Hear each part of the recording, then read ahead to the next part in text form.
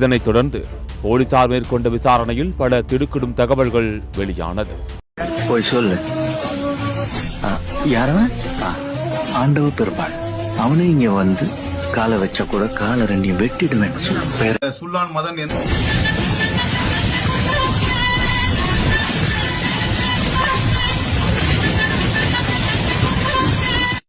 இந்த அழகு முருகன், பழனிக்குமார், முத்துமுருகன், வழிவிட்டான், இவங்க 4 பேரையும் கொடூரமா வைக்கிறாங்க. அந்த பஸ்லயே அழகு முருகன் ஸ்பாட்ல இறந்தார். அழகு முருகன் இறந்த உடனே மீதி 4 கொத்துயிரும் கொலவுயிரமாக மருத்துவமனையில சேர்க்கிறாங்க.